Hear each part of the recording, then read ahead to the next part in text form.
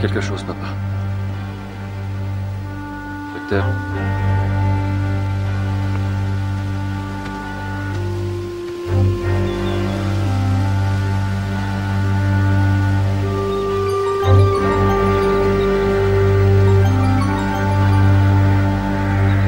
Pardonnez maintenant. Pardonnez et puis oubliez.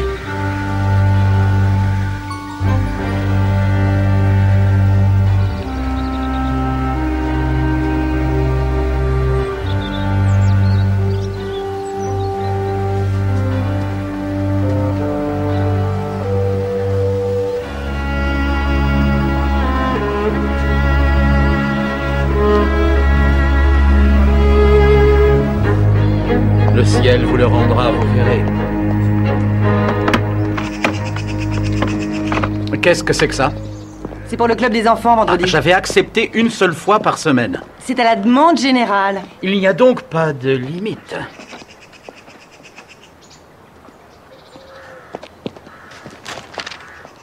Je vous ai demandé de m'enlever ça, Hewlett. Je ne veux pas de publicité pour Skimmington ici. C'est une information pour la communauté. Ah, vous êtes là. Comment se passe ce nouveau travail? C'est un gros changement pour vous d'avoir une femme comme diacre. Et une Skimmington, qui plus est. Une véritable tornade. Et une prolifération nauséabonde de salades au déjeuner. Broughton n'a certainement pas beaucoup évolué pendant mes 40 années d'absence. Oxford est sinistre en comparaison. Je crois très franchement que ce sera ma dernière résidence. Il y a un arbre qui est en passe de tomber dans le coin est du cimetière. Oh, ça ne fait rien. À condition qu'il succombe sans propager sa maladie. Vous semblez avoir une santé de fer, Mildred. Mais les mauvaises habitudes finissent toujours par prendre le dessus. Comme vous le savez. Mais comment avez-vous su... L'archidiacre Ebel m'a écrit. Et de toute manière, qui est-ce qui a parlé de mort naturelle?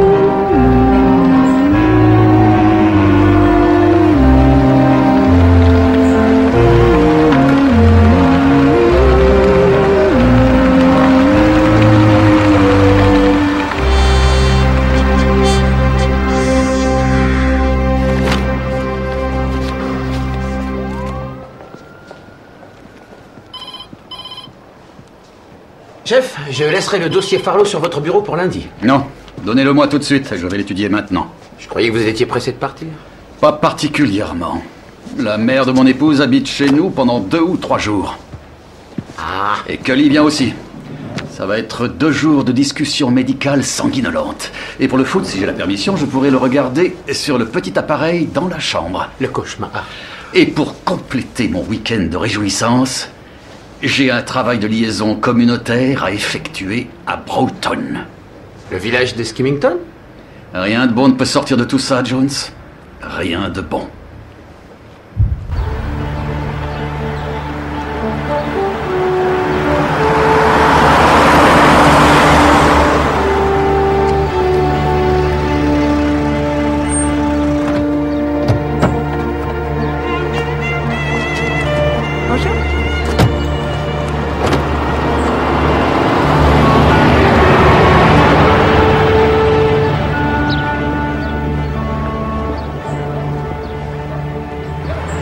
C'est le grand soir, papa. Quoi, tu vas régler ta note du bar?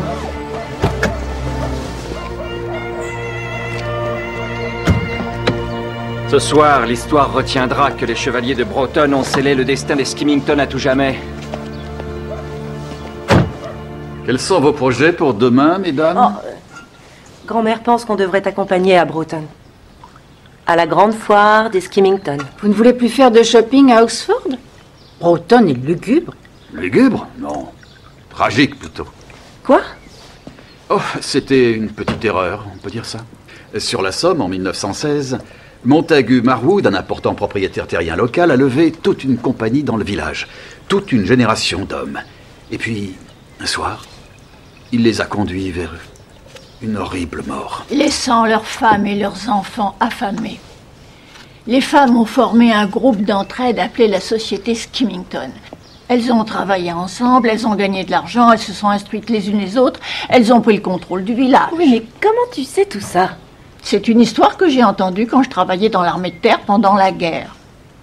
La Deuxième Guerre mondiale. La société existe toujours, si j'ai bien compris. Et le point d'orgue, c'est la course des Skimmington. D'après ce qu'on m'a dit, c'est une espèce de rituel médiéval barbare remis à l'honneur par les femmes Skimmington pour humilier les hommes du village. Oui. Je crois que je préférerais voir ça. C'est à ne pas rater. Parfait. Alors c'est réglé.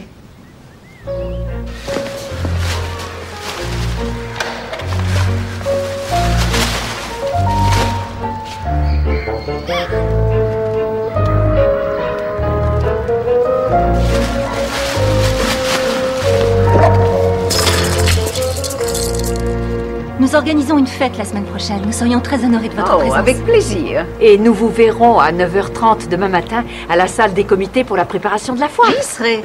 Je suis ravie de vous connaître, madame. Vous êtes trop gentille. Il est difficile de croire que vous êtes parente avec notre ennemi public numéro 1. À demain matin. Je suppose que vous allez rester pour la foire demain, chère cousine. Je vais faire un discours, à vrai dire. Les Skimmington m'ont nommé présidente honoraire. On peut se demander pourquoi vous êtes descendu ici au Knox et pas à Anscombe Farm. Oh, mais Anthony, coucher avec l'ennemi, c'est tellement plus intéressant. Polly, ces messieurs du club ont besoin d'être servis. Je t'en empêche pas. Bonsoir, madame. Bonsoir, Polly. Bob? Mildred, est-ce que je pourrais monter un moment? Vous allez être en retard pour la réunion? Oui, mais c'est à propos de la lettre de l'archidiacre. Je pourrais peut-être passer plus tard. Si vous voulez.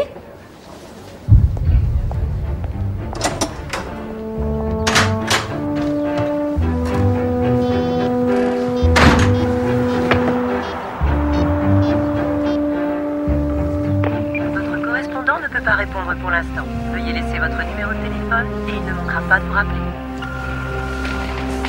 Ici Mildred Danvers. Je suis au Knox. Vous devez savoir pourquoi je téléphone.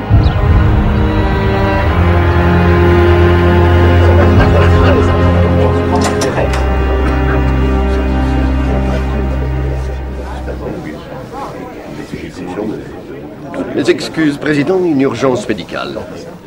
Les boutiques de vin et spiritueux ferment de plus en plus tard?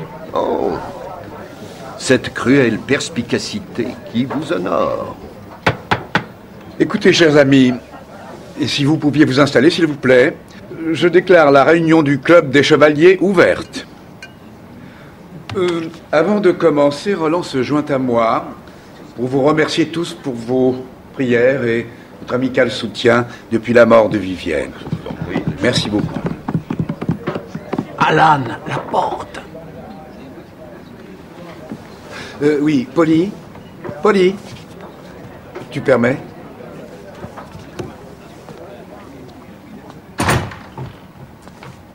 Merci, Anthony. Soyez brillant.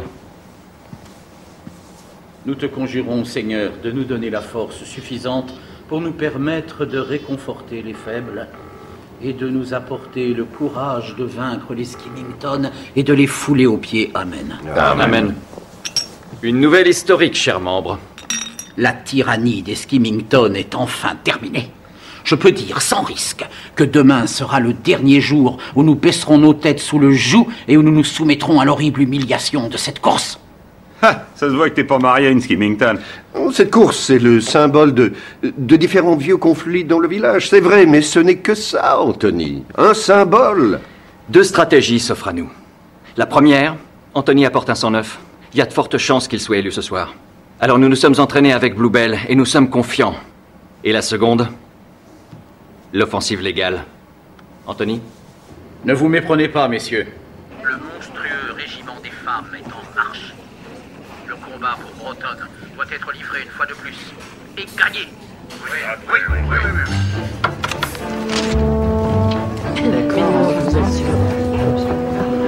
C'est pas du tout comme ça.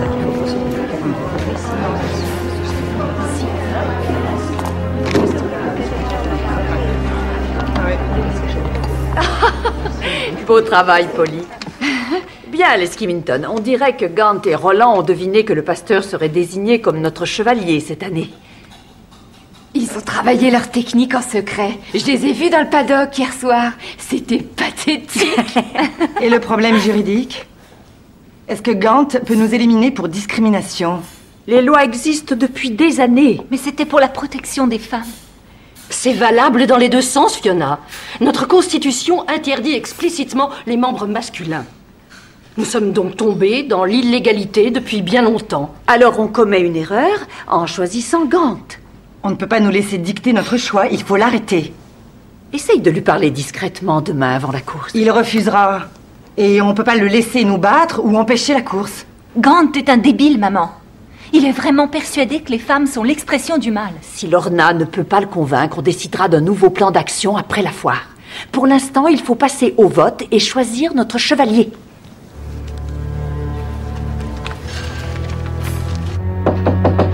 Veuillez entrer. Madame Danvers, je viens vous rapporter votre flasque. Le docteur O'Dowd l'a trouvé à l'Ermitage cet après-midi. Monsieur Marwood, c'est très aimable à vous.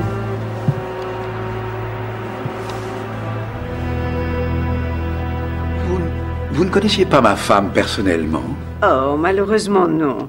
Feu, sa mère, et la vôtre étaient mes amis il y a bien des années, avant que je ne parte pour l'étranger. Votre chocolat, madame. Bien.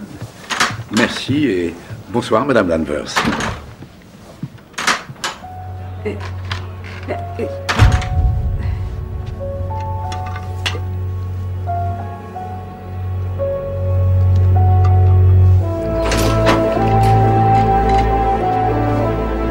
Vous n'envisagez pas sérieusement de poursuivre cette action insensée contre les Skimington, j'espère? Bien sûr que si.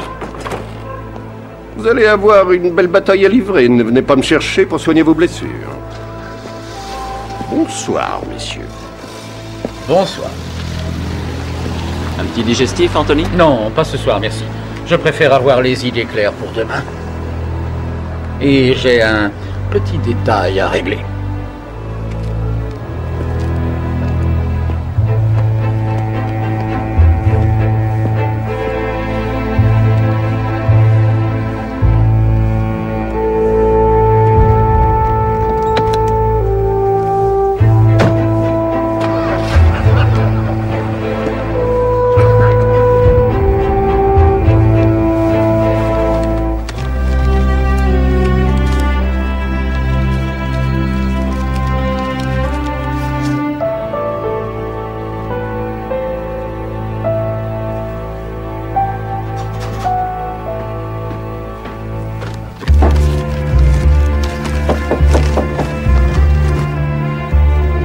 Entrez.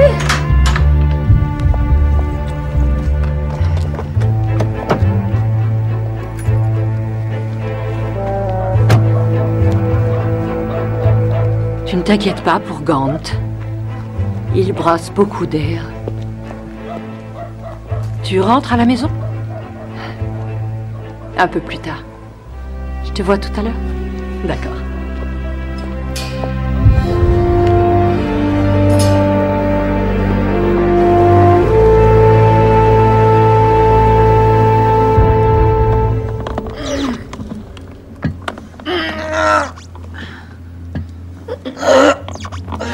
Je me suis écarté, Seigneur.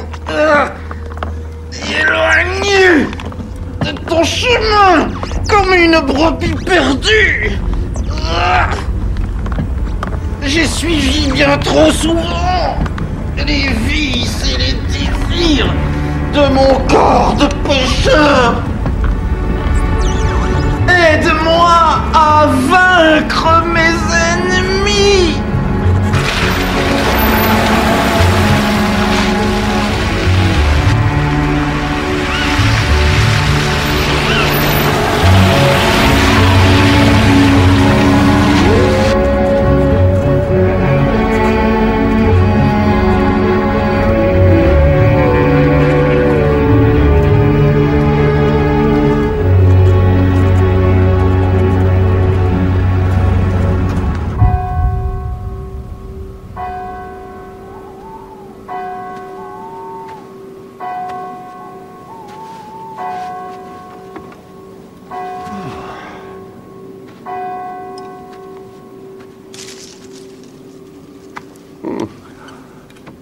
Vous savez que vous allez faire mourir de peur quelqu'un un de ces jours?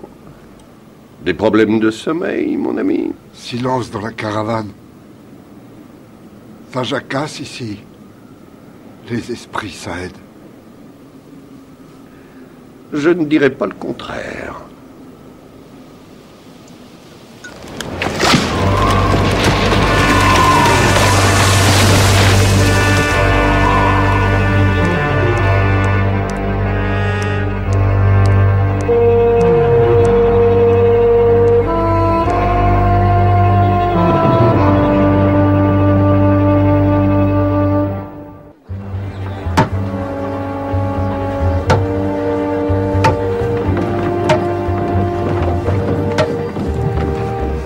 Qui est John Knox?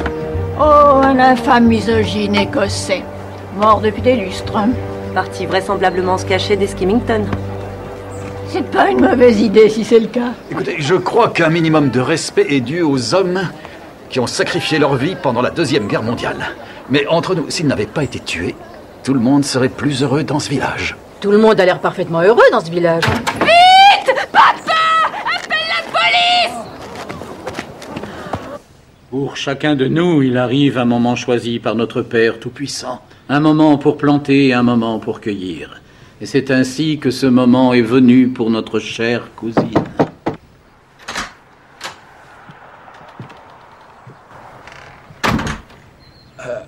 Il se trouve que je passais juste devant. Je vous présente l'inspecteur-chef Tom Barnaby de la police de Coast-Town. Il donnera le départ de la course avec son arme de service. Oh, Anthony Gant, cousin de la défunte Madame Mildred Danvers. J'étais venu lui rendre visite, je n'ai pas obtenu de réponse. Alors Polly a ouvert avec son passe-partout. Docteur O'Dowd, pour vous servir. Docteur, quelle est la cause de la mort? Une attaque cardiaque. Elle en avait déjà eu. Ce n'est pas ça qui va vous gâcher le week-end, monsieur Barnaby? Non, vous avez sûrement raison. Madame allait être nommée présidente honoraire aujourd'hui. De la société Skimmington. Vous voulez bien m'excuser, j'ai une journée un peu chargée, un concours de tir avant le début de la foire. Bien sûr. Et quant à moi, je dois partir pour prendre des dispositions.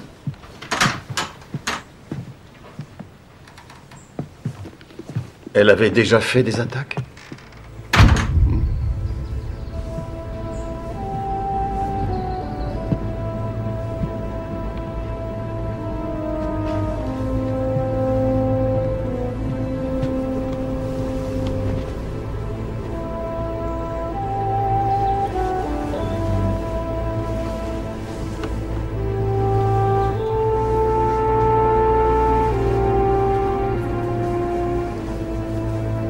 Docteur? Oui? Avait-elle quelque chose à la main quand vous êtes arrivé ici?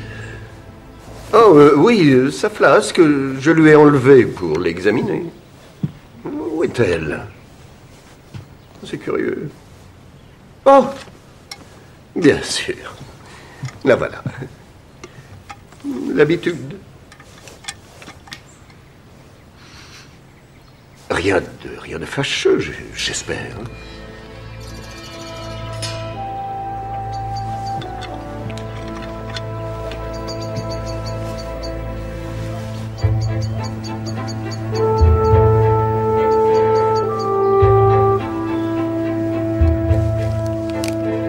Deux précautions valent mieux qu'une.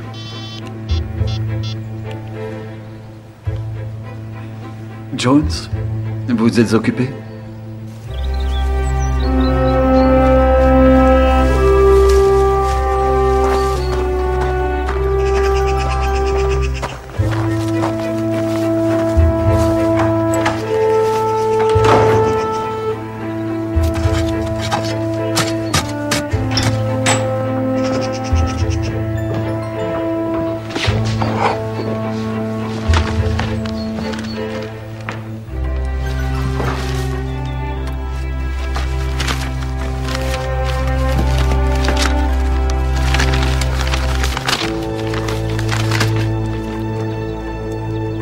Mildred, C'est avec un grand regret que je pense devoir vous avertir de problèmes déplaisants concernant le ministère d'Anthony avant sa récente arrivée à Broughton.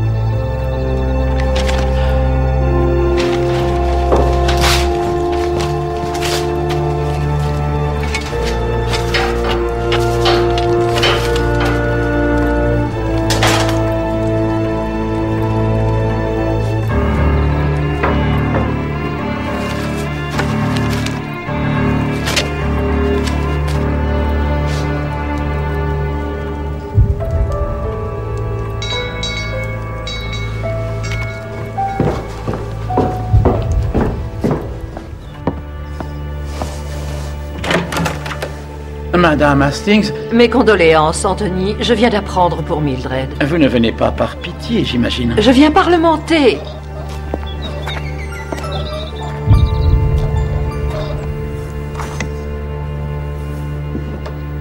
Madame Danvers a-t-elle eu des visiteurs hier soir, Polly? J'ai entendu Monsieur Gant demander s'il pouvait la voir après la réunion à propos d'une lettre. Vous parlez de quelle réunion? Celle du club. Ils étaient tous là. Marwood, le révérend, le docteur, oh, le pauvre Alan, le fossoyeur. Il parle aux morts, le pauvre homme.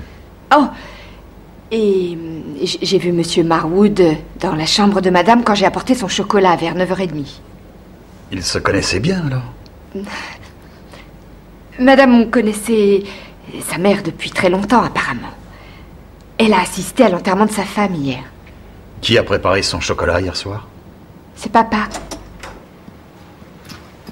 Vous êtes le flic? Je suis l'inspecteur-chef Barnaby, oui. Cathy Hewlett, diacre de l'église. Je viens d'apprendre pour Mildred Danvers. Vous savez comment elle est morte? C'est une chose qui n'est pas précisément établie. Pourquoi cette question? Je l'ai entendu parler à Anthony Gant, hier, au sujet de son enterrement. Elle lui a dit qu'elle ne se voyait pas partir d'une mort naturelle. Joyce! Tout va bien? Je ne pense pas. J'ai appelé une équipe. Oh. On ne s'embête jamais à Broughton, on dirait. Tu ne veux pas plutôt aller à Oxford, maman? Oh, ne joue pas les mauviettes. C'est bien plus drôle que faire les vitrines. Jones.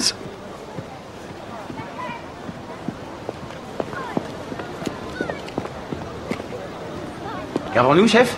Nous avons Mildred Danvers, 78 ans, morte. Et vous ne croyez pas qu'elle soit morte de vieillesse? Disons que j'ai un doute plus que raisonnable. Et ça vous permet surtout de vous sauver. Je n'ai pas l'habitude d'utiliser les meurtres comme excuse. Bien sûr que non, mais certains tombent à pic. Bon, très bien. Il est un peu tard. Vous sécuriserez la scène comme vous pouvez. Donnez ça à Bullard. Il faut que je téléphone.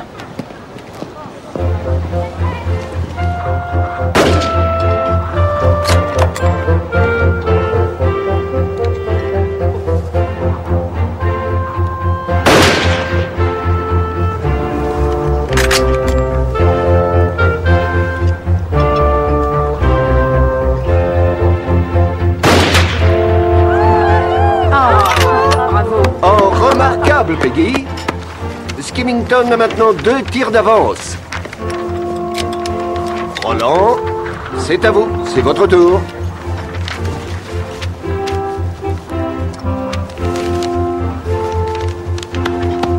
Félicitations. Bravo. Les Skimmington semblent avoir beaucoup de chance aujourd'hui. De la chance? Non, elles sont simplement meilleures que nous. Et ça dure depuis longtemps. Il n'y a jamais eu de tentative de paix. Je pense que nous nous sommes résignés. Les chevaliers ne sont pas à la hauteur devant les Skimmington de nos jours. Oui! Alors, qu'est-ce que je peux faire pour vous? Mildred Danvers. Sa mort pourrait bien ne pas être naturelle. Et qu'est-ce qui vous fait dire ça? Nous pensons que sa flasque a pu être empoisonnée. Je ne l'avais jamais vu avant-hier. On a offert du café aux invités après l'enterrement. J'ai été présenté brièvement. Et je crois savoir que vous êtes allé voir Mildred après votre réunion hier. En effet, oui, bien sûr, c'est exact. Oui, elle avait oublié ses gants. Je les ai rapportés.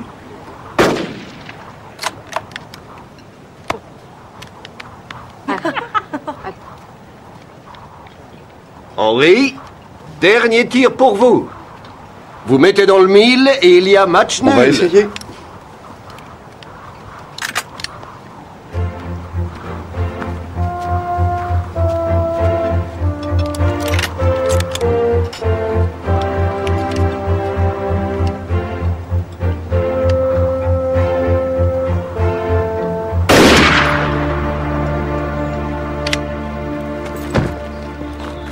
Félicitations, Madame Enscombe. Merci. Lorna Hastings, la présidente. Ma fille Fiona, et vous connaissez déjà Cathy, si j'ai bien compris. En effet. Notre surveillant pour la course, mesdames, le célèbre inspecteur-chef Barnaby. Comment allez-vous? Je crois savoir que vous connaissiez toutes Madame Danvers. Quand l'avez-vous vue pour la dernière fois? J'étais avec Fiona et nous l'avons vue brièvement hier soir après la réunion. Et connaissez-vous quelqu'un dans votre village qui est une raison de vouloir sa mort? Oh, non. Pourquoi? Cathy pourrait vous le dire. Elle a entendu Madame Danvers insinuer que sa mort pourrait ne pas être naturelle. Il faut espérer qu'elle se trompait. Oh, je suis désolée. Je pense qu'on nous appelle, Monsieur Barnaby. L'heure du châtiment.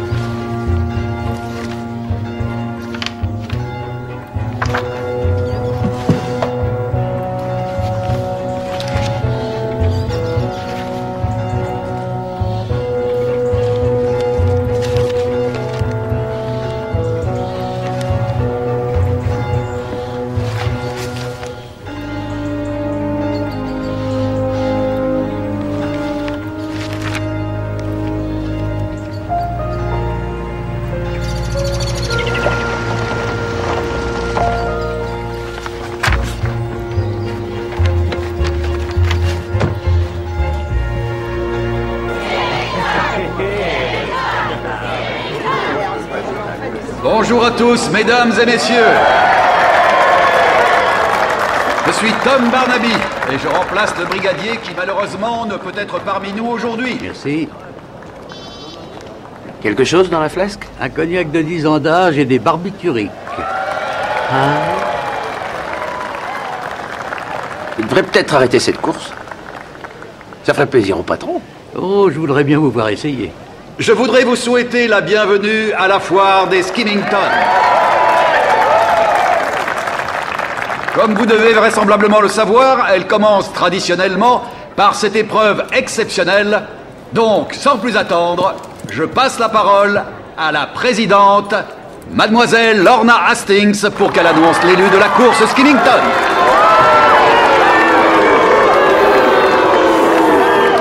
Dans la catégorie misogynie flagrante, a été nommé le révérend Anthony Gant.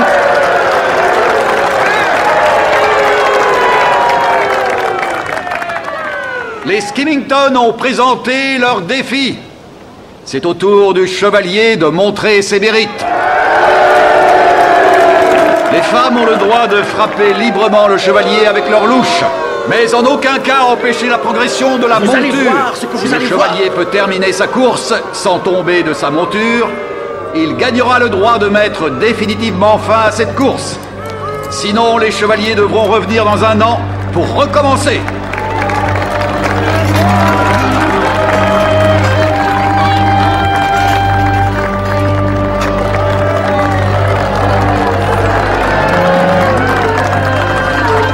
Merci beaucoup.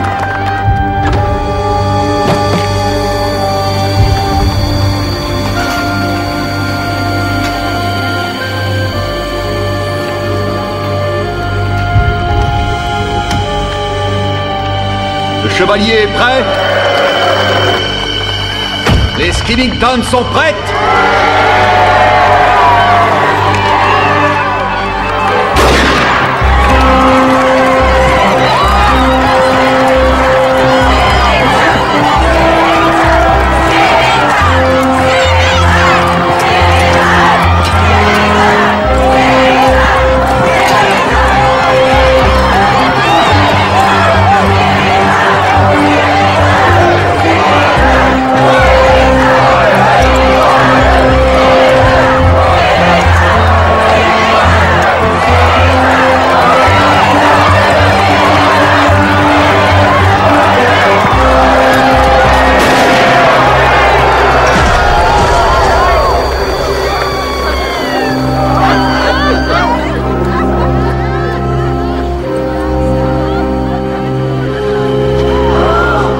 On lui a tiré dessus.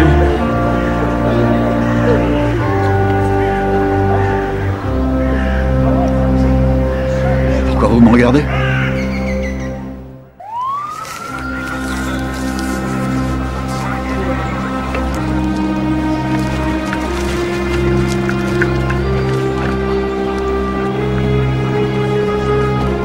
Joyce! Il ferait mieux de rentrer à la maison. Et si j'arrive à arracher maman à toutes ces émotions fortes? C'est très excitant tout ça. Direction les boutiques d'Oxford. Oui. À tout à l'heure. Jones! Jones! Oh, dites! Laissez ça. C'est sans intérêt. J'ai des officiers en uniforme qui récupèrent les appareils photo et les caméras. Quelqu'un a bien dû prendre quelque chose d'intéressant. Oh, bonne idée, chef. Oh, merci. Content que vous approuviez. Alan? Vous êtes Alan, n'est-ce pas? Je suis Tom Barnaby, police de Coston. Vous avez travaillé pour le révérend Gant, n'est-ce pas? C'est monsieur Henry qui me paye. Pour les pauvres gens, là, je m'en occupe. Polly m'a expliqué que vous parliez à tous ces pauvres gens. Eux aussi, ils parlent. Eux aussi jacassent. Alan, avez-vous vu le révérend Gant ce matin, avant la course? Bonjour mon révérend, bonjour Alan. Est-ce que le révérend vous a semblé dans son état normal? Aucun problème? Mademoiselle Lorna, elle n'est pas venue. Lorna? Lorna Hastings? Il y a eu une prise de bec. Lorna Hastings et le révérend Gant, ils se sont disputés ce matin? Elle n'est jamais venue. Ça va, mon ami? Je peux être utile à quelque chose, monsieur Barnaby? Rien n'est particulier, si vous voyez ce que je veux dire. Oui, docteur. Si vous pouviez me donner une liste de tous les patients auxquels vous avez prescrit des barbituriques depuis 1 an, ça pourrait être très utile.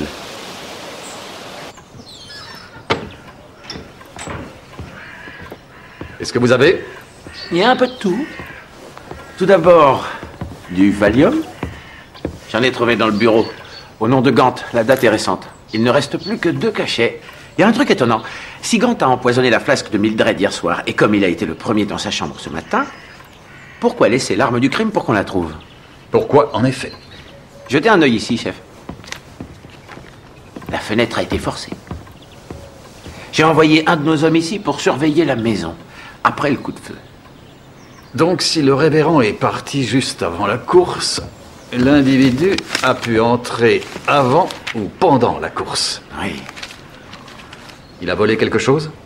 C'est difficile à dire avec tout ce fatras. On dirait que ce brave révérend essayait de monter un dossier juridique contre la société Skimington.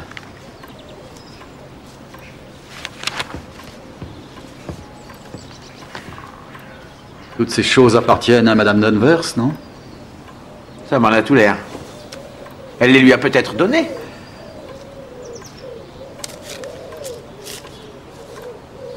Chef!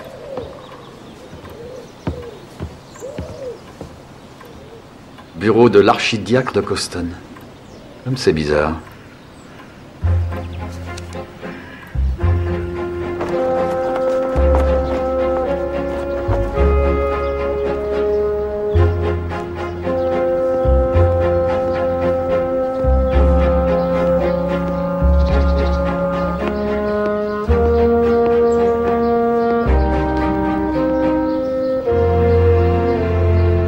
Monseigneur?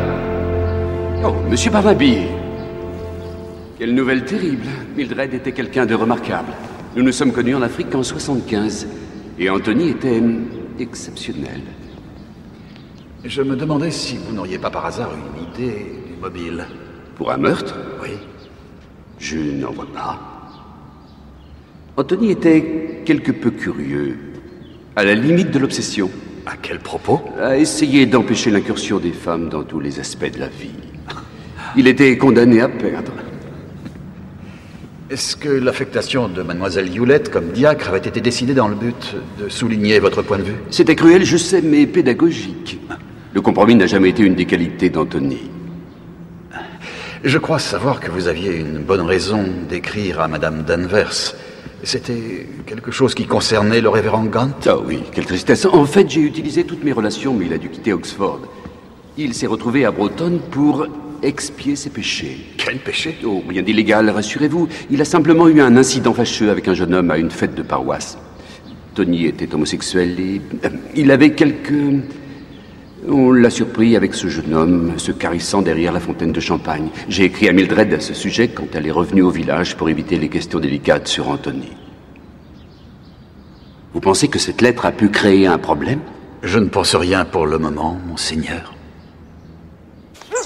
Les patients auxquels j'ai prescrit des barbituriques l'an passé, comme vous me l'avez demandé. Merci. Cathy Hewlett, Roland Marwood. Le révérend Gant? Oui, il était très nerveux. Et Cathy s'est coulé la cheville le mois dernier. Elle ne pouvait pas dormir. Et Roland Marwood? La maladie de sa mère s'était aggravée. J'ai l'impression que vous avez été un peu rapide à trouver naturelle la mort de cette femme. Ça paraît évident, oui. Est-ce que Madame Danvers avait des ennemis que vous connaissez dans ce village? Du moins quelqu'un qui aurait eu une telle rancune? Oh, c'était une Skimington avant de partir, mais ces jours de lutte n'étaient plus qu'un souvenir, Monsieur Barnaby. Les premiers indices laissent croire que Madame Danvers a été assassinée par le révérend Gant pour l'empêcher de révéler un secret de son passé. Non, excepté que tout le monde connaissait ce secret. Tout le monde le connaissait. Anthony et Henry Marwood étaient demi-frères. Le père de Henry aimait courir les jupons. Anthony était l'enfant de son amour. Ses parents sont morts au cours de l'incendie de 60. Les parents d'Henry, eux aussi, sont morts pendant l'incendie. Oui, Henry était tout enfant, il ne se souvient absolument pas d'eux. Il y a eu d'autres morts. La famille, les amis. Ça a été une horrible tragédie. C'est à eux que parle Alan. Tous ces pauvres gens morts cette nuit-là. Il avait 6 ans. Il les a toujours à première vue. Je pense souvent qu'il se rappelle ces gens pour que le reste d'entre nous puisse oublier. Oui. Merci bien. Les barbituriques dans la flasque de Mildred ne correspondent à aucun de ceux-ci. Ça ne m'étonne pas. C'est un genre utilisé par les vétérinaires. Les vétérinaires? Il nous faut une salle d'interrogatoire. Et Jones? La voilà, votre salle d'interrogatoire.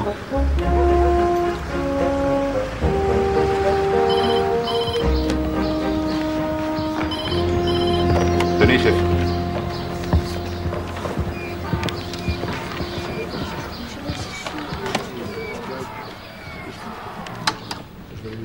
Très photogénique, chef. Merci. Des nouvelles du laboratoire? Oui, il y a des traces de vieux mastiques sur la détente de l'arme de Fiona. Et un cil qui n'est pas à Mildred, au fond de la flasque. On a relevé des empreintes et on a trouvé celle de Mildred Danvers, du docteur O'Dowd et de Henry Marwood. Henry Marwood?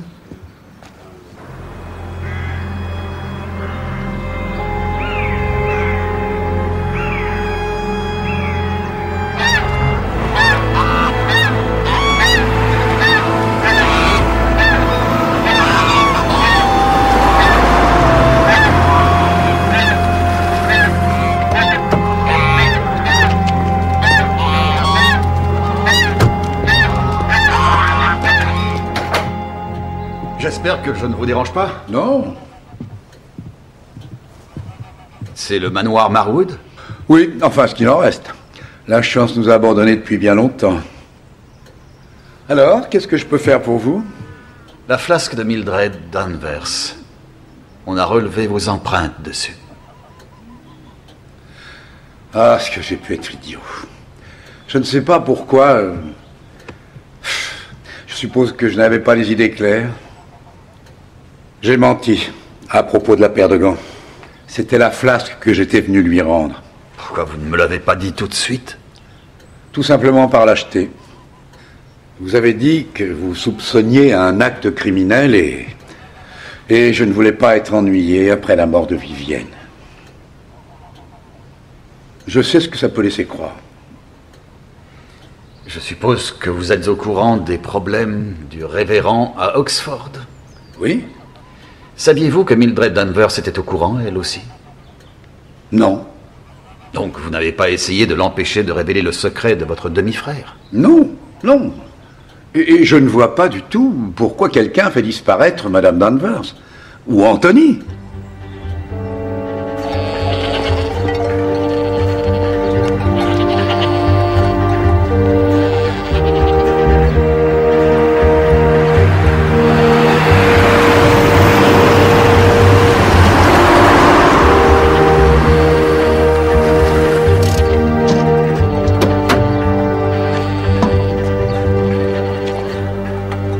C'est Madame Hastings.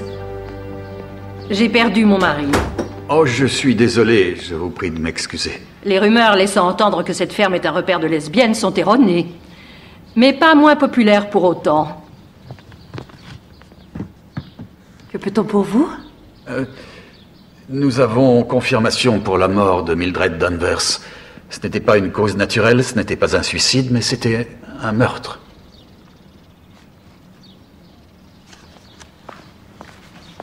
Et je pense que l'une de vous, ou peut-être les deux, ont des informations qui sont en rapport avec notre enquête. Je ne vois pas trop où vous voulez en venir. Madame Hastings, 2 personnes sont mortes ici ces dernières 24 heures. Puis-je vous conseiller de coopérer sans la moindre réserve? C'est ma faute. J'ai demandé à Lorna de ne rien dire. Le lendemain de l'arrivée de Mildred dans le village, elle a fait une confidence à Lorna et j'ai... Nous sommes au courant du scandale qui a poussé le révérend à venir à Broughton.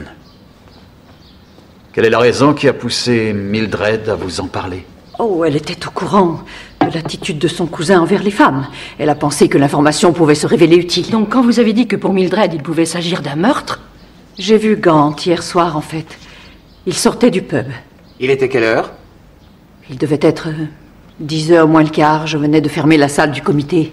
Et vous avez caché cette information, n'est-ce pas? Le meurtre n'est pas une accusation qu'on peut formuler sans preuve, Monsieur Barnaby. Alors c'est pour ça que vous êtes allé voir le révérend au presbytère ce matin, Madame Hastings? Non, non, nous avions d'autres sujets de discussion. Le chantage, par exemple? Oui. J'étais d'accord avec Peggy pour penser que l'action juridique était une menace, alors je suis allée lui parler. Et vous lui avez laissé entendre que s'il l'oubliait, je parle de l'action juridique, vous conserveriez son petit secret. C'est résumé en 2 mots, inspecteur. Ça a marché? Il a été troublé, c'est normal. Mais il a accepté d'y réfléchir. C'est donc pour ça qu'aucune de nous n'avait de raison de le tuer, Monsieur Barnaby. Si c'était votre prochaine question. Gant est certainement notre coupable. Quelque chose à cacher, toutes les possibilités, et il a été repéré... Non, George Bollard a dit que le mélange que Mildred Danvers avait bu l'aurait tué dans la demi-heure qui a suivi. Gant a quitté le pub à 10h moins le quart. Mildred Danvers n'est morte qu'un peu après minuit. Il reste donc beaucoup de temps pour que quelqu'un lui ait rendu visite. Très juste. Et l'assassin de Gant. Je suppose que le fait de vouloir fermer la société Skimmington peut être un mobile. Qu'est-ce que vous faites là? Mon travail, mademoiselle Enscombe, mon travail. Je crois savoir qu'entre le révérend Gant et vous, il ne régnait pas une franche amitié, est-ce exact? Oui, on peut dire ça. Quand la cloche a sonné pour le départ de la course, vous avez dit quelque chose comme « c'est l'heure du châtiment ». Je n'ai pas tué cet homme. Mais quelqu'un avec un très bon coup d'œil et un fusil comme le vôtre l'a pourtant tué. Je me trouvais avec Fiona sur le terrain dès le début. Nos fusils étaient dans le coffre de la voiture de Fiona devant la salle du comité. Ne quittez pas le village, mesdames. Je pourrais avoir besoin de vous parler.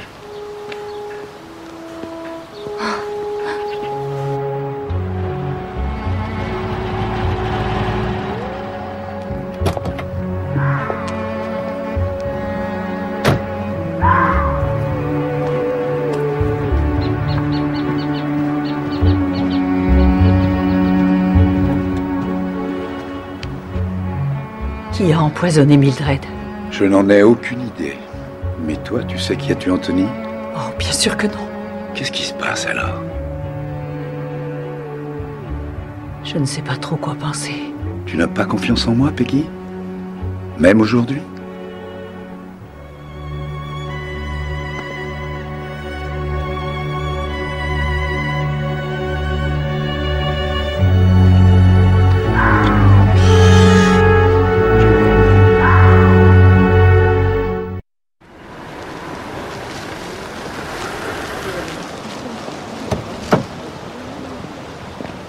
Jones? Chef? Les bonnes nouvelles seulement. Belle maman ne part pas? Il reste encore 2 jours. Nous avons rendu le corps de Madame Danvers pour qu'il soit enterré. Nous allons assister à la cérémonie. Remarquer les absences, les larmes de crocodile, ce genre de choses. Il y a une bonne nouvelle. L'identité judiciaire a découvert un autre cil sur le fusil de Fiona Enscombe. Ouais. Ils ont fait un test ADN et il correspond à celui de la flasque. Donc, nous n'avons qu'un seul assassin. Tout ce qu'on a à faire, c'est de mettre un nom sur cet ADN et on file d'ici. Oui. Vous savez ce que ça veut dire? Ça veut dire obtenir un prélèvement de salive de chaque personne dans ce village, y compris des Skimmington. Ouais, peut-être. En fait, c'est la mauvaise partie de la bonne nouvelle. Seulement pour vous, Jones. On va demander aux policiers de le faire. Ce n'est pas un travail pour eux, Jones. Pas dans mon service. J'ai le matériel dans ma voiture. Vous commencerez quand on aura établi la position du tireur. Dans le clocher? Ça ne peut être que là. George? Tom, après les plans tournés par les spectateurs, on a établi précisément où était la victime quand elle a reçu la balle. Et on a calculé l'angle selon lequel la balle est entrée dans le crâne. Et voilà le tracé. Incroyable ça, George. Merci. C'est très utile. C'est merveilleux, non? Bonjour, Alan. Alan, pourriez-vous me dire ce que vous avez fait après avoir sonné la cloche annonçant la course? Avez-vous vu quelqu'un entrer dans l'église pendant la course? Jacasse, trop occupé. Ils aiment pas ça. Chef? Ah, Jones, vous êtes prêt? Oula, comme jamais. Merci, Alan.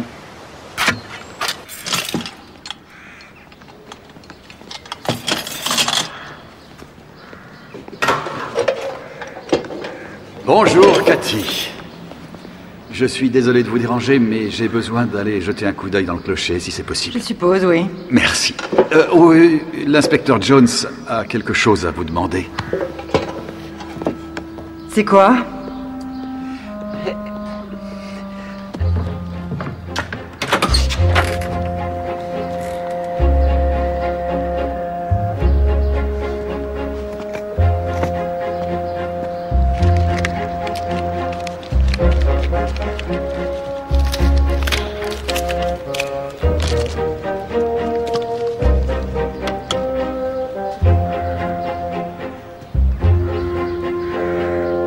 Ouvrez grand, mademoiselle.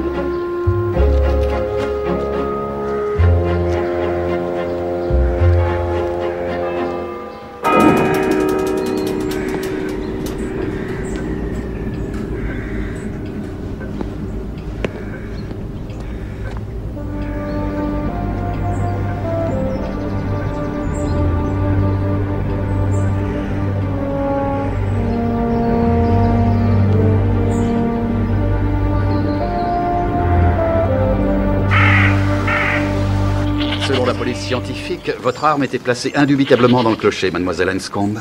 Je vous l'ai dit, je n'ai pas tiré sur Gant, ni depuis le clocher, ni d'ailleurs. Pourtant, vous avez dit dans votre déposition que vous étiez la seule à avoir les clés de votre véhicule et de votre étui à fusil. Et il n'y a aucun indice montrant que le coffre de la voiture ait été forcé. Non, mais... j'ai perdu mes clés, en fait. Ah bon? Du moins, je l'ai cru. Pourquoi ne pas l'avoir dit avant? J'étais avec Cathy, au milieu de la foule. Tout le monde se bousculait pour mieux voir. J'ai mis la main dans ma poche. J'ai supposé que les clés étaient tombées. Et quand les avez-vous retrouvées? Seulement après la mort de Gant. Et quand on nous a demandé nos fusils, je n'y pensais même plus. Je suis retournée à ma voiture, j'ai mis la main dans la poche. Et elles étaient là. J'ai pensé que je m'étais trompée. Alors, je peux partir maintenant?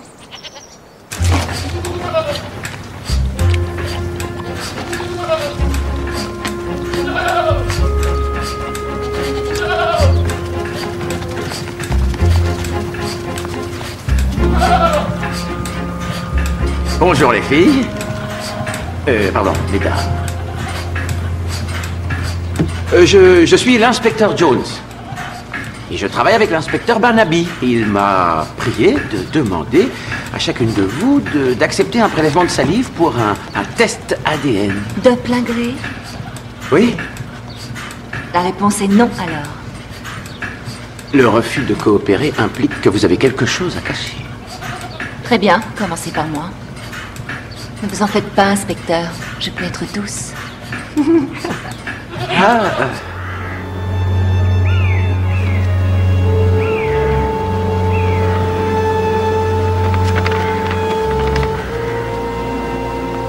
Papa! Ah, Roland. Justement, je voulais... L'inspecteur Jones est là. Il veut faire un test ADN. D'accord.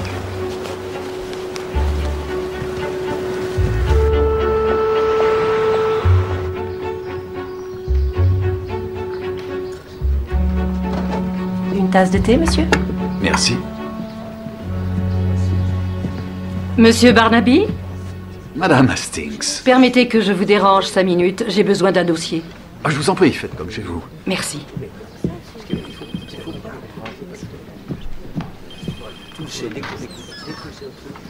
Vous avancez, inspecteur? Le puzzle se construit. Est-ce que je peux vous être utile? Ah. Oui, avez-vous connu l'épouse d'Henry Marwood, Vivienne? Pas beaucoup. Elle a été malade pendant des années. Pourquoi cette question? Le puzzle se construit.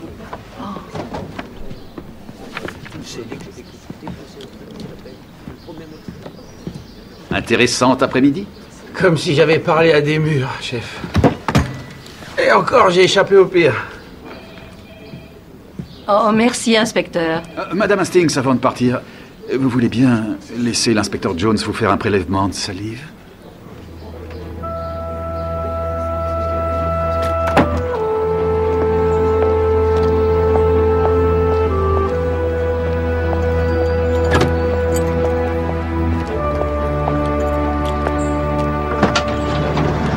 Plus belle que jamais.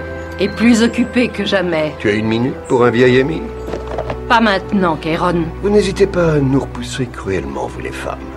Alors que tu sais ce que je ressens pour toi. Qu'est-ce qui te pousse à dire ça? Le meurtre. Ça fait réfléchir. Ouais. Mais l'enterrement de Mildred est dans moins d'1 heure. Viens dans la maison 5 minutes. J'ai pas le temps. C'est important. Ça concerne Henry et Peggy.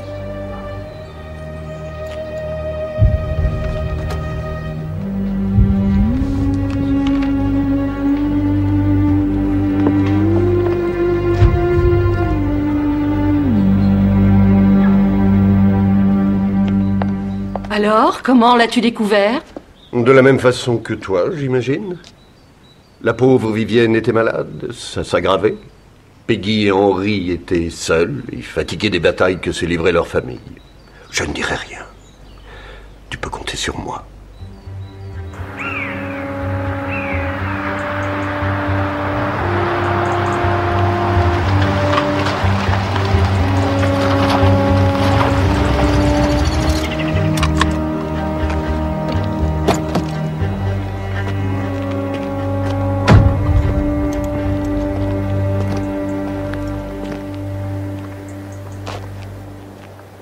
J'ai pensé qu'il valait mieux se voir en territoire neutre. Qu'est-ce que tu veux? Une trêve. En échange d'une information. Très amusant. Les choses ont changé, Fiona. Maintenant, tu peux dire que nous avons des intérêts en commun.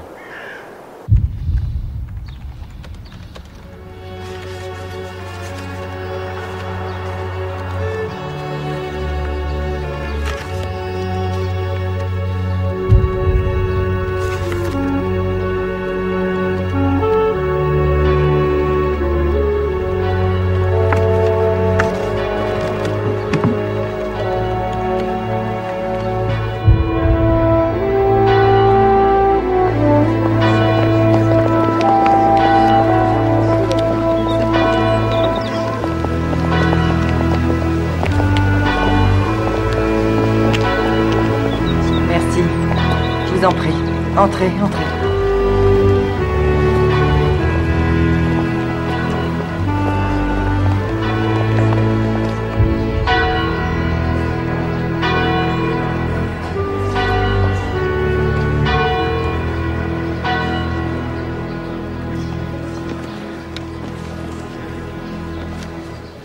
Avant de commencer, Peggy a souhaité dire quelques mots.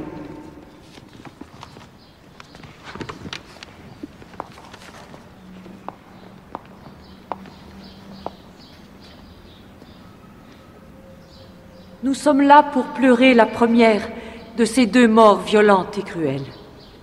Mais surtout, nous sommes ici pour nous demander comment a-t-on pu en arriver là? Je ne sais pas pourquoi Mildred ou Anthony ont été tués ni par qui, mais si cela a le moindre rapport avec nos conflits passés, je veux dire que l'heure est venue de pardonner. Et tout de suite, parce que Henry Marwood et moi sommes amoureux. En fait, il m'a demandé de devenir sa femme. Et j'ai accepté. En révélant notre union, j'espère que nous pourrons convaincre les autres qu'il est temps de ramener la paix à Broughton.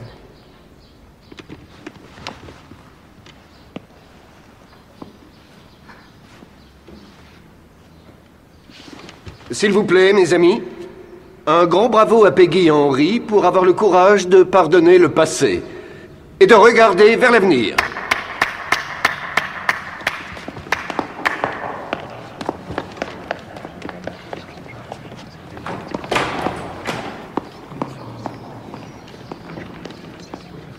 Bon, très bien. Si vous avez fini, Peggy, nous allons revenir à ce qui nous amène ici.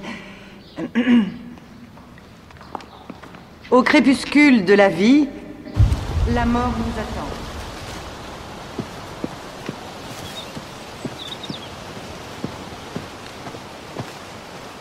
Alors tu me crois maintenant? Non. Tu avais raison, en fin de compte.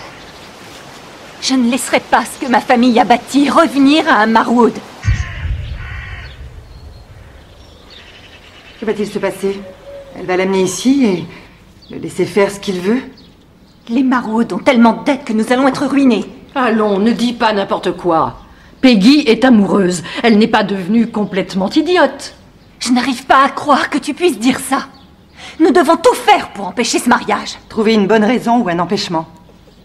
Alors, c'est quoi une bonne raison? Il est possible qu'il ait tué Mildred ou Gant. Mais quelle raison il pourrait avoir? L'ADN ne ment jamais. C'est ce qu'a dit l'inspecteur Jones. Et si Henry est l'assassin, ils finiront par le trouver. Oui, mais ce sera peut-être trop tard. Tu les connais, Lorna, les Marwood. Tu as travaillé pour eux. Il doit bien y avoir un squelette dans leur placard. La mort de Vivienne Marwood. Elle avait sombré dans la démence, pauvre femme, mais elle était encore jeune. Et d'un seul coup, elle attrape une pneumonie et meurt. Ça tombait plutôt bien, étant donné son histoire avec ma mère.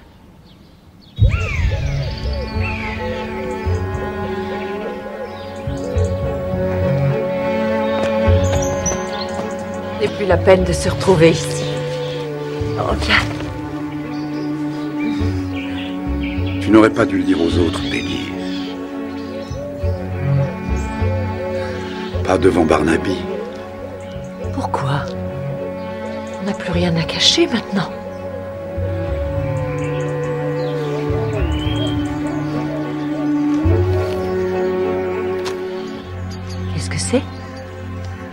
Tu n'aurais vraiment pas dû leur annoncer.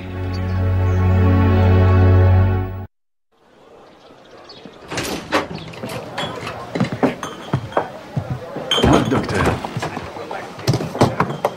J'aurais jamais cru être heureux de me trouver dans un pub sans femme. C'est vrai? Nous effectuons des prélèvements de salive pour des tests ADN et l'inspecteur Jones a quelques petits problèmes à convaincre ces dames. Si vous voulez de l'aide, j'ai quelques moyens de pression. Même les Skillington ont besoin de médecins par moment. Sérieusement? Un grand verre et je suis tout à vous. Pour moi aussi. Très bien. Vous ne vous êtes jamais marié, docteur? C'est pas faute d'avoir essayé, monsieur Barnaby. Aucune Skillington n'a voulu de vous? Pas celle qui me plaisait. Non. Je vous rejoins, Fiona.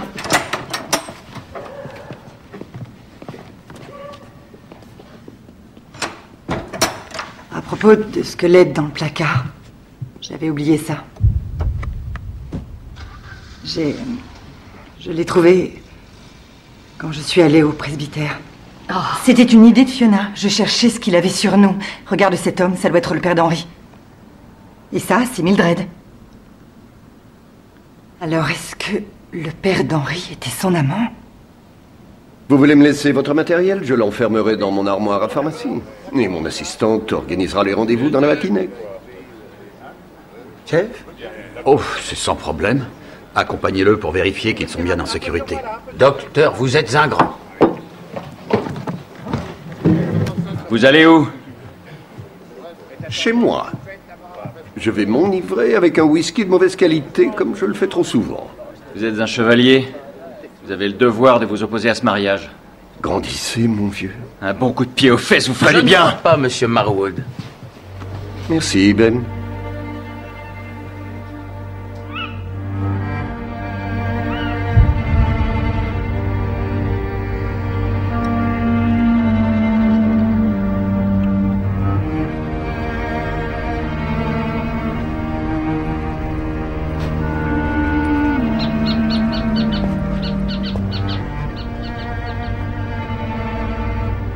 Se rencontrer.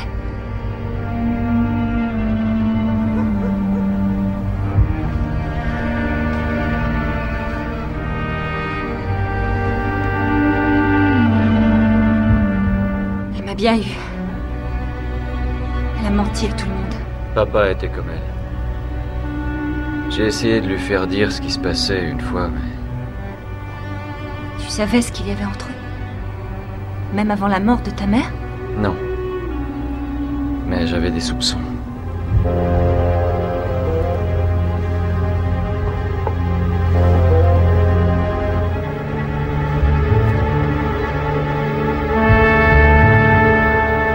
Sa mort a été bien soudaine. Je me suis même demandé si... Tu comprends? Sérieusement.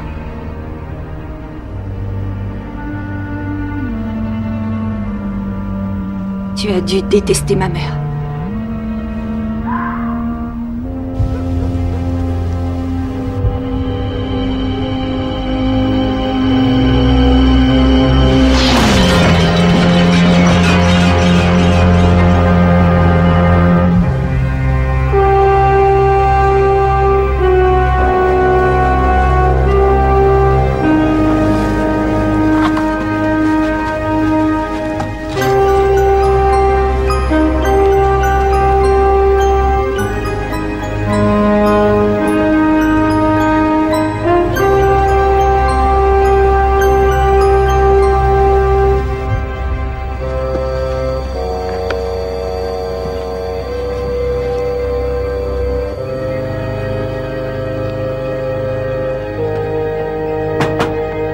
Entrez.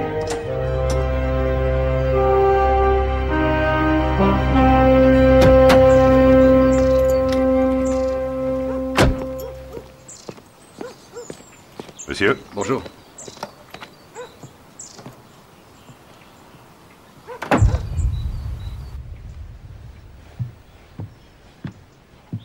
Oh, Oh, désolé de vous avoir gâché votre petit déjeuner, monsieur Barnaby. Oh, aucun problème. Que s'est-il passé? J'étais dans mon cabinet, je faisais de la paperasse vers 11 heures. J'ai senti un gros choc à la tête et je me suis réveillé par terre à 4 heures du matin. On a volé quelque chose? Oh, mon portefeuille, quelques feuilles d'ordonnance, de jeunes, j'imagine. Oh là, ils n'ont pas ouvert l'armoire à pharmacie.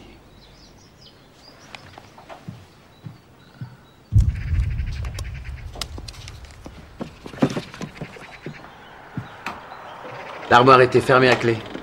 Tout est là. Je ne suis pas sûr que ce soit un cambriolage. C'est peut-être ce que l'agresseur voulait faire croire. Roland Marwood pourrait être notre coupable. Il a cherché la bagarre au pub hier soir. Je vais lui dire 2 mots. Non, non, non, non. Vous avez des prélèvements à faire.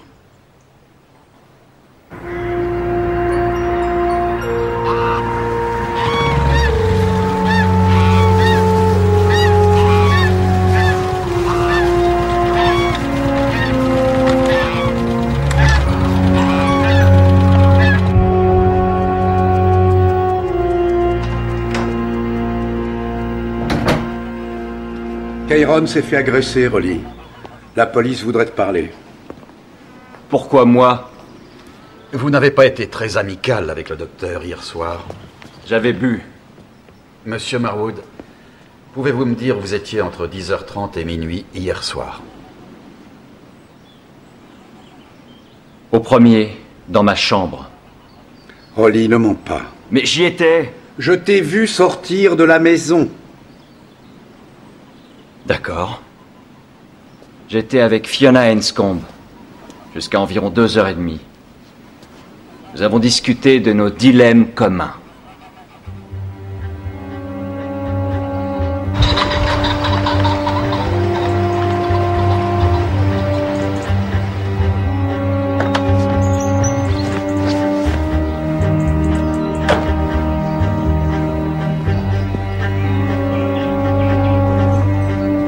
Désolée pour le choix de ce rendez-vous. Ce n'est pas grave. Avant tout, merci d'être venu. C'est normal. C'est difficile, tu sais. Je comprends très bien que ça a dû être un choc. Non, je ne pensais pas... Non, non, je suis ravie pour toi et Peggy. Je ne pourrais pas être plus heureuse.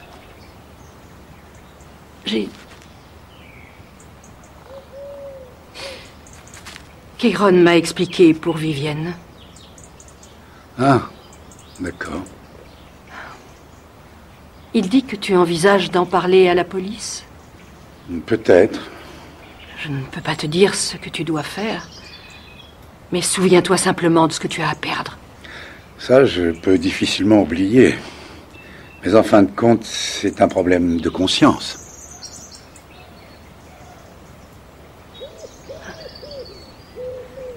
Je suppose que tu as raison.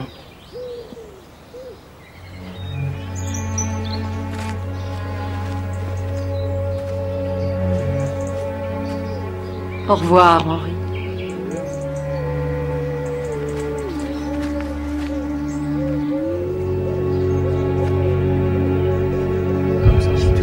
Écoutez, je ne sais pas trop. Vous ne voulez pas être viré pour avoir négligé une preuve? Mademoiselle Enscombe. Mademoiselle Enscombe, que peut-on faire pour vous? Je suis là pour exiger une exhumation. Elle ne plaisante pas. Roland dit qu'aucune autopsie n'a été pratiquée sur le corps de Vivienne. Même lui soupçonne Henri. Il avait un mobile, sa liaison avec ma mère. Et maintenant, ce nouvel indice qui laisse croire qu'il a pu tuer Mildred. Il faut que vous déterriez Vivienne. Elle plaisante pas. Je crois avoir compris. Mais quel est ce nouvel indice? Oh. Merci. Vous l'avez trouvé après être entré dans le presbytère par effraction? C'est Cathy qui y est allée. Mais l'important, c'est que ce doit être le père d'Henri avec Mildred. Elle savait peut-être quelque chose sur la famille et il l'aurait tuée pour qu'elle se taise. Il a peut-être empoisonné Vivienne aussi. Ben dit que certaines substances peuvent rester dans les corps pendant des années. Toute enquête criminelle qui se respecte. Eh bien, pour un tout jeune inspecteur, Ben semble être très bien informé. Merci, mademoiselle, merci d'être venue. Je vais garder ceci pour le moment, si vous voulez bien. Maintenant, je vous conseillerais de laisser le soin de mener une enquête qui se respecte à la police. Si je m'en sors sans histoire... Ils vont arrêter Henry et Kayron aussi.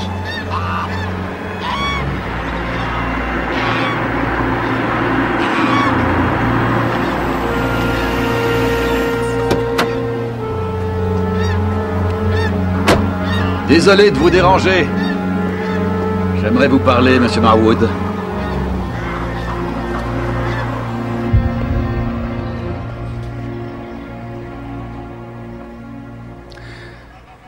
Vous êtes venu me demander si j'avais tué ma femme.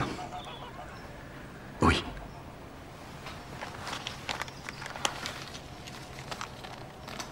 Il vaut mieux que vous lisiez ceci. Merci. Vivienne aimait la vie. Elle était terrifiée à l'idée de perdre son indépendance, mais plus encore de perdre la tête. Elle était hantée par cette crainte. Et elle m'a écrit ça quand la maladie a été diagnostiquée. Elle a insisté. Elle m'a dit que si je tenais vraiment à elle, je devais être prêt à l'aider à partir avant qu'elle perde sa dignité. Et alors?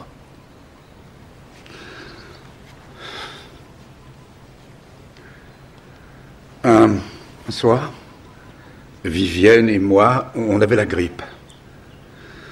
C'est descendu sur ses poumons et elle a eu une très forte température, mais elle était plus lucide que les mois précédents. Et j'avais des somnifères plutôt forts. Je suis allé les chercher. Je les ai rapportés à Vivienne dans sa chambre et elle s'était endormie. Je suis resté assis à côté d'elle, je la regardais. Je suppose que je me suis endormi moi aussi parce que je me suis réveillé quelque temps plus tard. Le flacon de comprimé était à moitié vide sur la table de nuit près du lit. Et Vivienne était morte.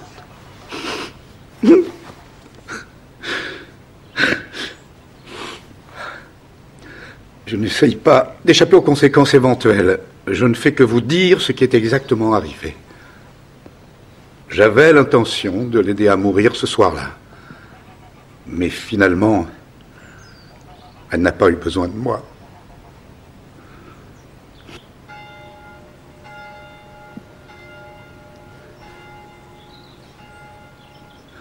C'est l'enterrement d'Anthony.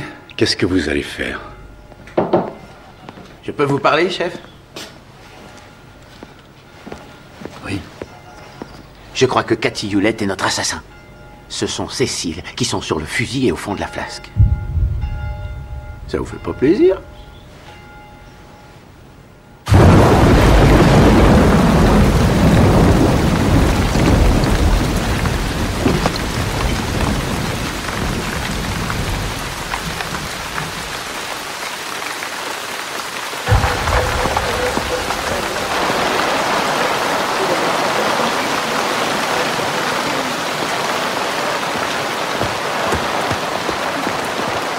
Tout va bien?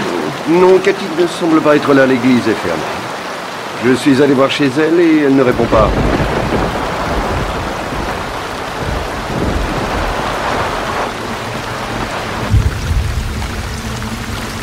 Alors, qu'est-ce qui se passe? Alan, vous savez où se trouve notre diacre, Cathy? Vous ne voyez pas où elle peut être? Jacasse, ça s'arrête pas. Ils aiment pas ça. Trop occupé.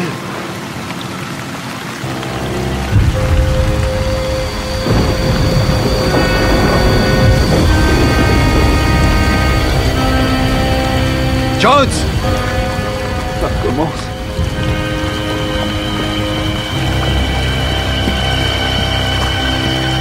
Qu'est-ce qu'elle dit?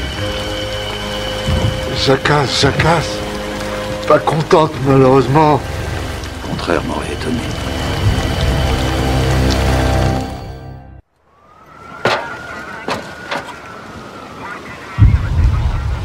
Violent coup porté à la base du crâne. Et un petit peu avant minuit. J'ai trouvé ça dans la maison de Cathy, sous son lit, monsieur. On revient aux 2 assassins. N'allez pas trop vite en besogne. Nous ne partirons donc jamais d'ici. Les assassinats s'enchaînent. Nous avons au moins des nouvelles pistes à suivre. Non, c'est vrai. Trouvez-moi un dossier dans les archives, le fameux incendie du manoir Marwood en août 1960. À vos ordres. Et Georges, je voudrais un test ADN sur ce corps. Et rapidement. Bien. Nous avons déjà son ADN. Et de nombreuses fois même. Oui, je sais que nous l'avons. Faites-moi plaisir. D'accord. J'ai quelque chose à vous montrer, si vous voulez bien. En fait, j'aimerais que vous me confirmiez l'identité des personnages sur ces photos. Oui, ça c'est ma famille, des amis. Ça c'est mon grand-père. Et là, c'est ma mère. Ça c'est Mildred, n'est-ce pas? Je suppose, oui, ça m'en a tout l'air. Et cet homme? Ça c'est Fred Hastings, sans doute. Le mari de Lorna. Ah, et là c'est Lorna, regardez. C'est curieux, je ne vois mon père nulle part. Et là c'est votre père? À côté de Mildred? Non. Non, ce n'est pas mon père. Mais, tenez, voilà mon père. Oui, il y a un petit air de ressemblance, mais je n'ai jamais vu cet homme.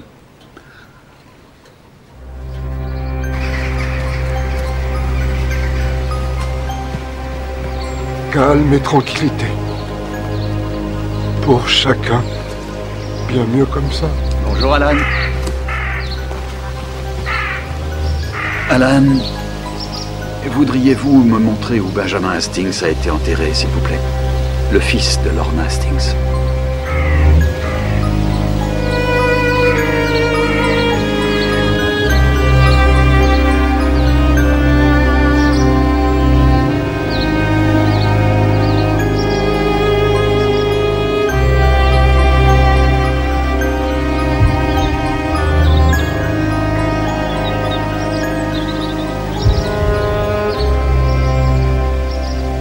Alan, quand nous nous sommes parlé, vous avez dit que Madame Hastings ne venait jamais. Lorna n'est jamais venue. Vous vouliez parler d'ici, au cimetière? Personne ne vient le voir. Pauvre bébé.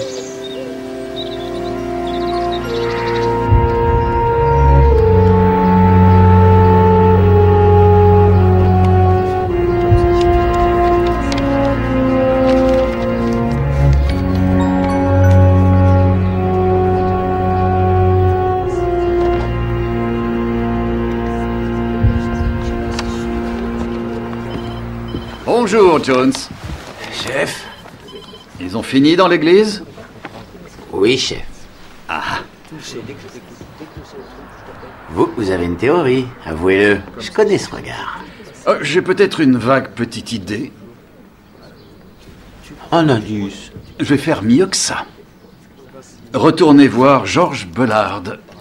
Quand il aura l'ADN du cadavre de Cathy Hewlett, qu'il recommence avec les prélèvements que nous avons déjà fait analyser. D'accord? Pourquoi? Ensuite, et ensuite seulement, vous aurez le droit de lire le nom que j'ai écrit là-dessus. Et essayez de deviner comment j'en suis arrivé là.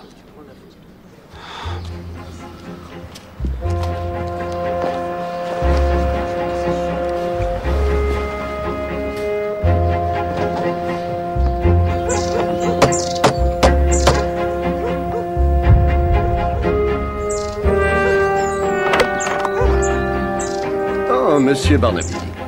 Je peux rentrer?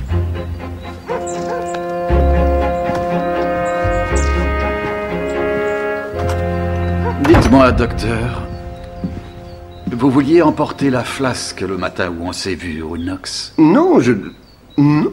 Mais vous pouvez me dire qui vous a agressé hier soir, n'est-ce pas? J'ai aucune idée de l'identité de mon agresseur. Je crois le contraire, pourtant. Vous pouvez me dire qui vous a agressé et qui est l'assassin, parce que ce n'est qu'une seule et même personne.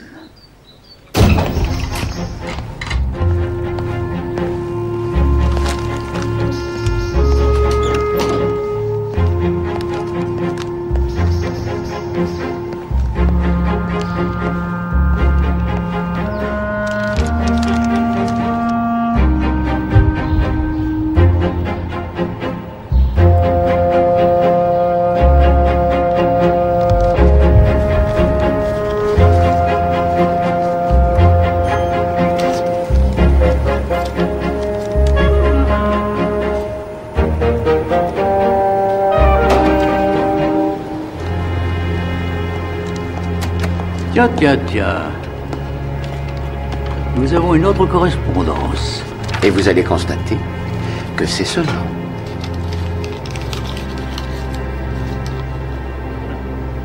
Drôlement malin, votre patron.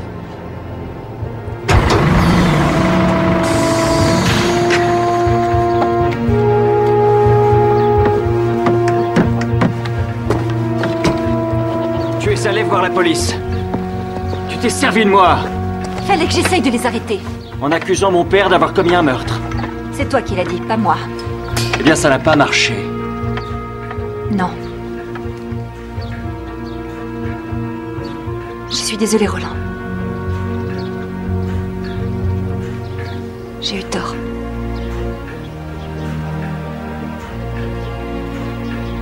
Une trêve?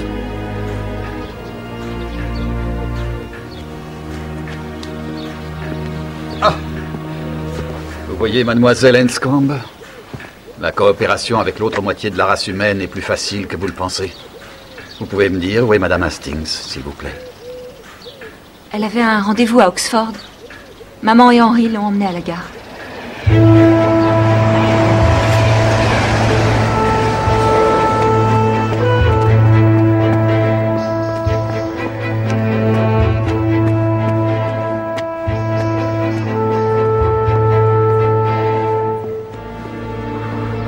Madame Lorna Hastings, je vous prierai de me suivre. Je vous arrête pour meurtre. Quoi? Attendez, c'est complètement ridicule. Ça va, laisse, Peggy. Je vous aime beaucoup. Vous permettez?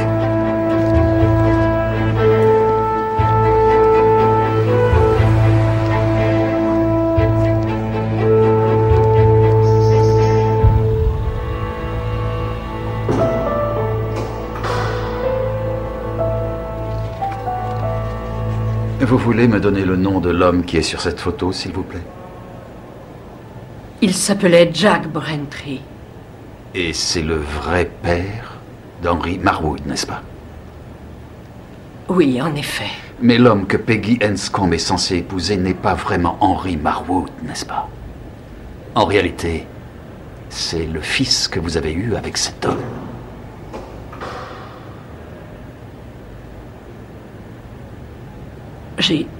Je devais me marier ce mois-là.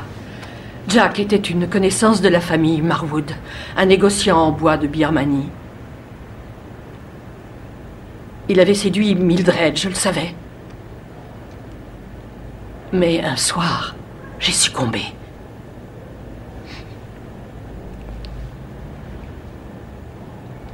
Et puis le temps que je découvre que j'étais enceinte, Jack était reparti depuis longtemps. Et 1 an après la venue des bébés au monde, Benjamin et Henry, le manoir de Marwood a pris feu. Vous avez été pris au piège avec les bébés dans la nurserie, et votre mari est mort en essayant de vous sauver. J'entendais le petit Henry pousser des hurlements. La fumée était si épaisse. Je me suis dit, si je meurs en essayant de le sauver, Ben se retrouvera tout seul. Alors vous avez pris votre fils et laissé mourir le petit Henry. Je savais ce qu'il adviendrait de Ben et de moi, sans Fred pour s'occuper de nous. Et j'avais raison. J'ai été à la rue quelques semaines après le feu. C'est la mère de Peggy qui m'a donné du travail à la ferme de Enscombe. Mais les choses ne se sont pas bien passées pour Henry Marwood, n'est-ce pas? Je veux dire que vous avez été obligé de le voir crouler sous les dettes qu'il avait héritées. Il n'y avait plus moyen de faire marche arrière. Mais des années plus tard, un conte de fées va se réaliser. Les 2 êtres auxquels vous tenez le plus au monde sont amoureux. Ils projettent de se marier. Mais vous n'aviez pas prévu le retour de Mildred Danvers? Non. Elle a reconnu la paternité d'Henry à la seconde où elle l'a vu, à l'enterrement de Vivienne Marwood.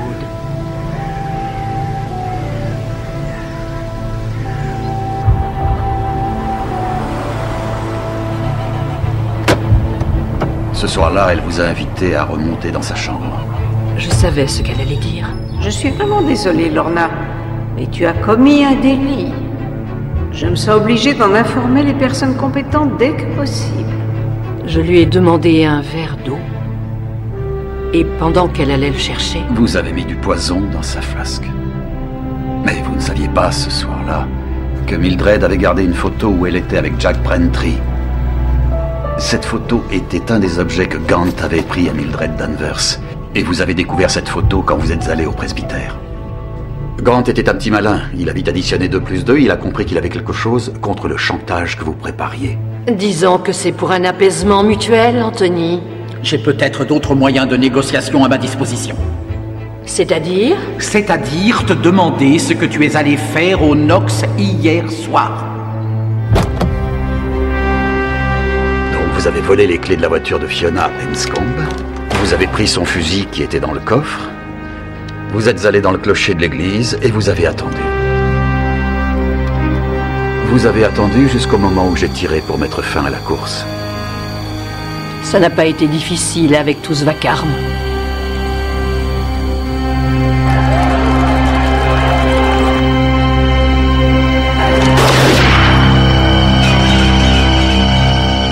J'ai cru que ça suffisait. Mais c'était sans compter sur le docteur O'Dowd, qui a proposé de participer au prélèvement pour les tests ADN. Oh, qu'est-ce que... Non. Vous n'avez pas pu tuer le docteur O'Dowd, mais vous avez tué Cathy Hewlett. Cathy m'a apporté la photo. J'ai su à ce moment-là que tout m'échappait. Entrez. Bonsoir, Lorna. Qu'est-ce que je peux faire pour toi?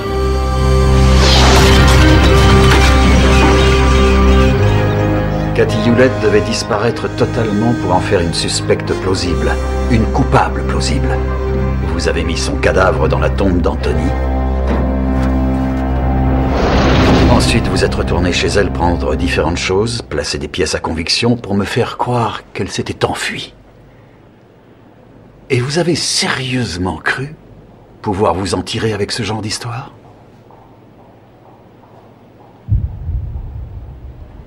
Il n'y a aucun moyen de m'en tirer, comme vous dites, Monsieur Barnaby. En tout cas, c'est fini maintenant. Merci. Vous voulez la voir? S'il vous plaît. Bien.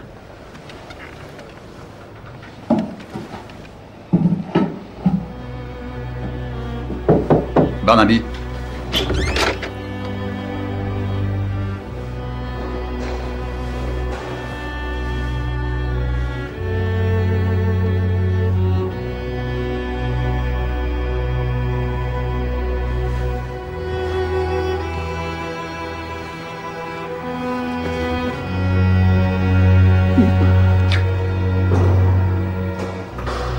Nous remettons entre tes mains miséricordieuses, Seigneur Tout-Puissant, l'âme de notre chère sœur disparue, Catherine Elizabeth Hewlett.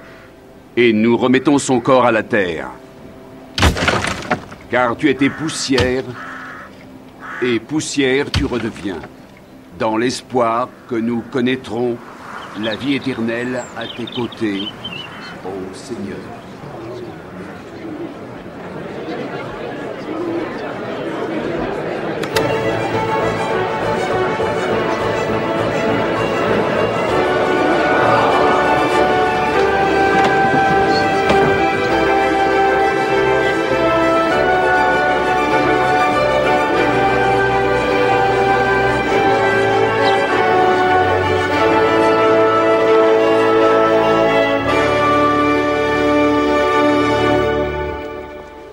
Nous sommes réunis aujourd'hui pour célébrer le mariage de Benjamin Thomas Hastings et de Margaret Gillian Enscombe. Ces deux êtres seront solennellement unis selon les liens sacrés du mariage. Mais ils signifient plus encore, ils signifient la réunion de notre communauté. Mes bien chers frères, nous sommes là aujourd'hui en présence de notre Seigneur, devant cette assemblée, pour unir cet homme et cette femme. Merci.